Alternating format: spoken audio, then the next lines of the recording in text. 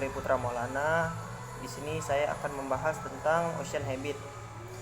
Sebelum masuk ke pembahasan, di sini saya akan memberitahu pengertian ocean habit. Ocean habit merupakan ekosistem laut atau disebut juga ekosistem bahari, merupakan ekosistem yang terdapat di perairan laut. Terdiri atas ekosistem perairan dalam, ekosistem pantai pasir dangkal atau litoral, dan ekosistem pasang surut. Habitat laut merujuk pada area di dalam lautan di mana berbagai jenis organisme hidup dan berinteraksi dengan lingkungannya. Ini mencakup seluruh ekosistem laut, dari wilayah pantai hingga laut dalam. Habitat laut sangat berperan termasuk perairan dangkal seperti zona interdal hingga wilayah sangat dalam di lautan. Oke, saya akan masuk ke pembahasan.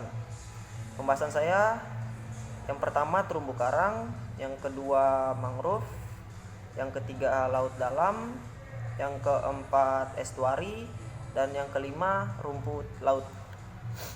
Oke. Terumbu karang. Terumbu karang merupakan salah satu komponen utama sumber daya pesisir dan laut utama. Terumbu karang merupakan kumpulan fauna laut yang berkumpul menjadi satu, membentuk terumbu. Struktur terumbu karang banyak terdiri atas kalsium dan karbon. Hewan ini hidup dengan memakan berbagai mikroorganisme yang hidup melayang di kolom perairan laut. Terumbu karang adalah struktur yang hidup terbesar dan tertua di dunia. Untuk sampai ke kondisi yang sekarang, terumbu karang membutuhkan waktu berjuta-juta tahun, tergantung dari jenis dan kondisi perairannya. Terumbu karang umumnya hanya tumbuh beberapa milimeter saja per tahunnya. Yang ada di perairan Indonesia saja saat ini paling tidak mulai terbentuk sejak kurang lebih 0 juta tahun silam. Terumbu karang menjadi rumah bagi ribuan spesies makhluk hidup. Jika rumahnya saja dalam kondisi tidak baik atau bahkan hancur, bisa dibayangkan beberapa banyak makhluk hidup yang terancam punah. Diperkirakan lebih dari 3.000 spesies dapat dijumpai pada terumbu karang. Terumbu karang lebih banyak mengandung hewan vertebrata, beberapa jenis ikan seperti ikan kepe-kepe, dan betul menghabiskan seluruh waktu di terumbu karang. Sedangkan ikan lainnya seperti ikan hiu atau ikan kue lebih banyak menggunakan waktunya di terumbu karang untuk mencari makan. Sedangkan udang, lobster, ikan skorpion, dan beberapa jenis ikan karang lainnya di terumbu karang bagi mereka adalah sebagai tempat bersarang dan tempat pemijahan. Terumbu karang yang beraneka ragam bentuknya tersebut memberikan tempat persembunyian yang baik bagi ikan. Di situ hidup banyak jenis ikan yang warnanya indah. Terumbu karang pada umumnya di pinggir pantai atau daerah yang masih terkena cahaya matahari kurang lebih 50 meter di bawah permukaan laut. Beberapa tipe jenis terumbu karang dapat hidup jauh di dalam laut dan tidak memerlukan cahaya. Namun terumbu karang tersebut tidak bersimbiosis dan tidak membentuk karang. Kondisi optimum untuk dapat bertumbuh dan berkembang biak secara baik, terumbu karang membutuhkan kondisi lingkungan hidup yang optimal, yaitu suhu sekitar di atas 20 Celcius. Terumbu karang juga memiliki terumbu karang juga memilih hidup pada lingkungan perairan yang jernih dan tidak berpolusi. Hal ini dapat berpengaruh pada penetrasi cahaya oleh terumbu karang. Beberapa terumbu karang membutuhkan cahaya matahari untuk melakukan kegiatan fotosintesis. Tidak hanya tumbuhan di darat yang melakukan fotosintesis, terumbu karang pun membutuhkan yang namanya fotosintesis. polip-polip penyusun terumbu karang yang terletak pada bagian atas terumbu karang dapat menangkap makanan yang terbawa arus dan juga melakukan fotosintesis. Oleh karena itu, oksigen-oksigen hasil fotosintesis yang terlarut dalam air dapat dimanfaatkan oleh spesies laut lainnya. Nah, di sini saya akan memberikan jenis-jenis terumbu karang. Yang pertama, terumbu karang tepi atau fringing reefs. Terumbu karang tepi atau karang penerus berkembang di mayoritas pesisir pantai dari pulau-pulau besar. Berkembangnya bisa mencapai kedalaman 40 meter dengan pertumbuhan ke atas dan ke arah luar menuju laut lepas. Dalam proses perkembangannya, terumbu karang ini berbentuk melingkar yang ditandai dengan adanya pembentukan ban atau bagian endapan karang mati yang mengelilingi pulau. Pada pantai yang curam, pertumbuhan terumbu karang jelas mengarah secara vertikal.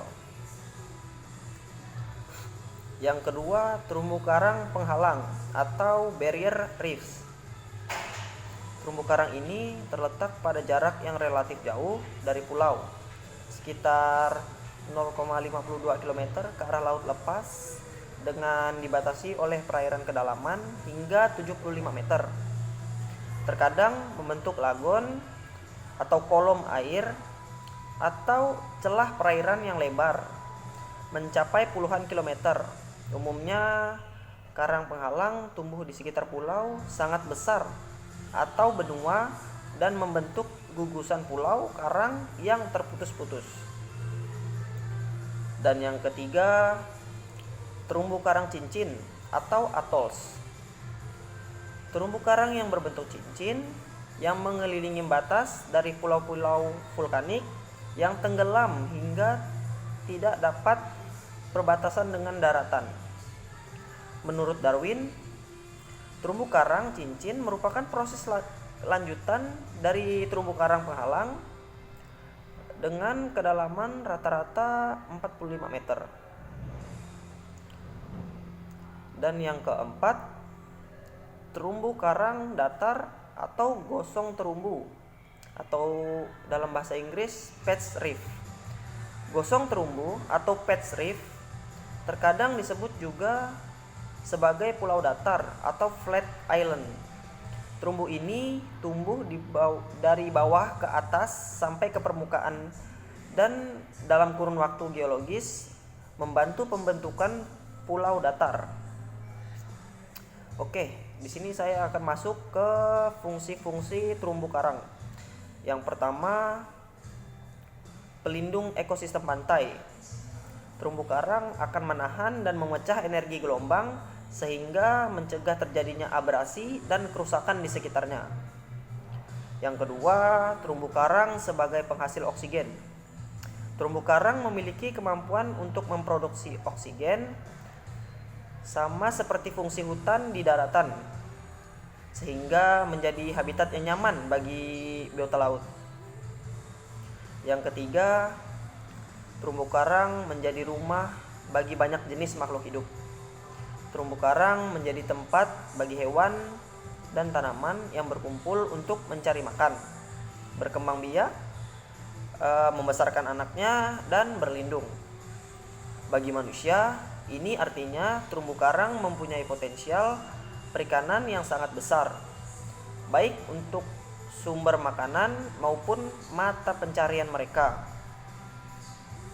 Diperkirakan terumbu karang yang sehat dapat menghasilkan 25 ton ikan per tahunnya.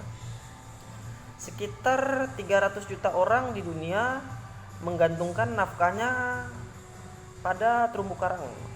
Jadi terumbu karang ini sangat berperan penting bagi manusia dan hewan-hewan laut. Dan keempat, sumber obat-obatan. Pada terumbu karang banyak terdapat bahan-bahan kimia yang diperkirakan bisa menjadi obat bagi manusia. Saat ini sudah banyak dilakukan berbagai penelitian mengenai bahan-bahan kimia termasuk untuk dipergunakan untuk mengobati berbagai penyakit. Dan yang kelima, sebagai objek wisata, terumbu karang yang bagus akan menarik minat wisatawan pada kegiatan diving. Diving itu seperti menyelam ke dasar laut, karena variasi terumbu karang yang berwarna-warni dan bentuk yang memikat merupakan atraksi tersendiri bagi wisatawan baik asing maupun domestik. Diperkirakan sekitar 20 juta penyelam menikmati terumbu karang per tahun. Hal ini dapat memberikan alternatif pendapatan bagi masyarakat di sekitar. Di sini saya akan membahas manfaat terumbu karang. Manfaat ini terbagi menjadi dua jenis, yaitu yang pertama pemanfaatan secara langsung oleh manusia, yang merupakan pemanfaatan sumber daya ikan seperti ikan kerapu, ikan baronang, ikan ekor, kuning, batu karang, pariwisata, penelitian, dan pemanfaatan biota perairan lainnya yang terkandung di dalamnya. Dan yang kedua, pemanfaatan secara tidak langsung, seperti fungsi terumbu karang sebagai penahan abrasi pantai, keanekaragaman hayati, dan lain sebagainya. Oke, di sini akan masuk ke persebaran dan kondisi terumbu karang. Indonesia adalah negara kepulauan terbesar di dunia dengan panjang garis pantai lebih dari 95.000 km serta lebih dari 17.000 pulau. Terumbu karang yang luas melindungi kepulauan Indonesia dan diperkirakan luas terumbu karang di Indonesia sekitar 51.000 km. Ini belum mencakup terumbu karang di wilayah terpencil yang belum dipetakan atau yang berada di perairan dalam. Ada 18% dari terumbu karang di dunia berada di perairan Indonesia. Oke, akan masuk ke penyebab kerusakan terumbu karang. Akar dari permasalahan timbulnya ulah manusia untuk merusak terumbu karang. Yang pertama, kependudukan dan kemiskinan. Yang kedua, tingkat konsumsi yang berlebihan dan kesenjangan sumber daya alam. Yang ketiga, kelembagaan dan penegakan hukum. Dan yang keempat, rendahnya pemahaman tentang ekosistem. Yang kelima, kegagalan sistem ekonomi dan kebijakan dalam penilaian ekosistem. Oke, di sini saya akan masuk ke pembahasan yang kedua, yaitu hutan mangrove. Hutan mangrove adalah kelompok jenis tumbuhan yang tumbuh di sepanjang garis pantai tropis sampai subtropis yang memiliki fungsi istimewa di suatu lingkungan yang mengandung garam, bentuk lahan berupa pantai dengan reaksi tanah anaerob.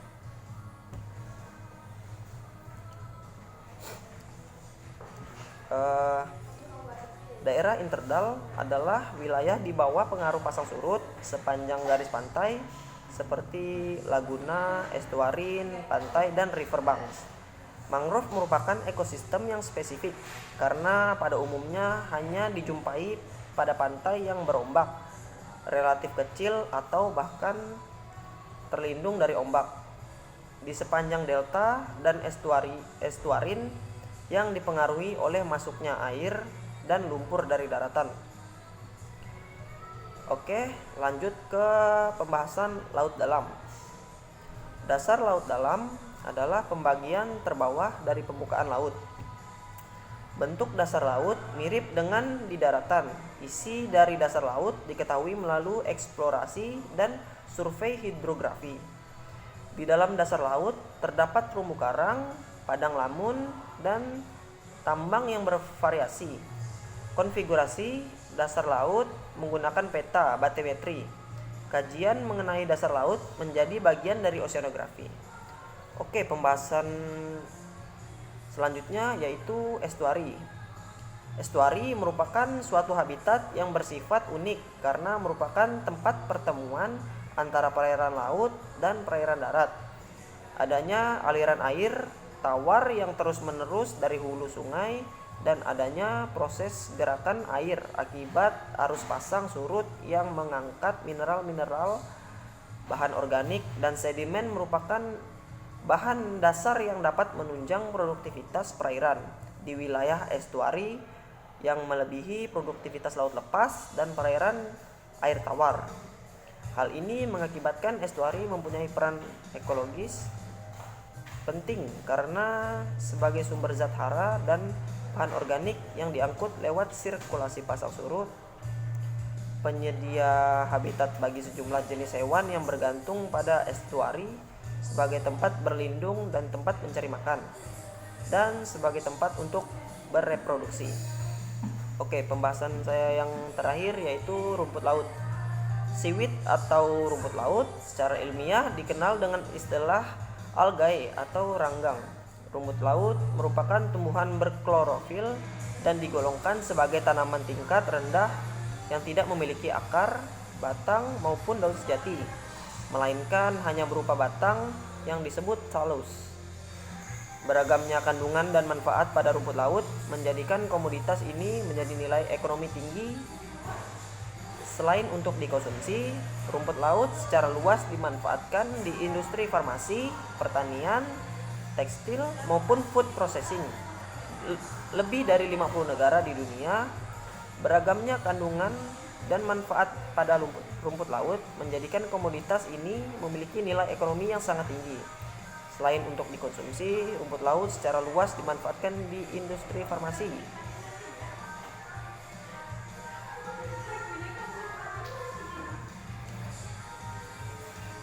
Makanya rumput laut ini menjadi mata pencarian alternatif dan sumber pendapatan bagi masyarakat. Sekian presentasi dari saya. Mohon maaf jika ada salah-salah kata. Mohon maaf. Assalamualaikum warahmatullahi wabarakatuh.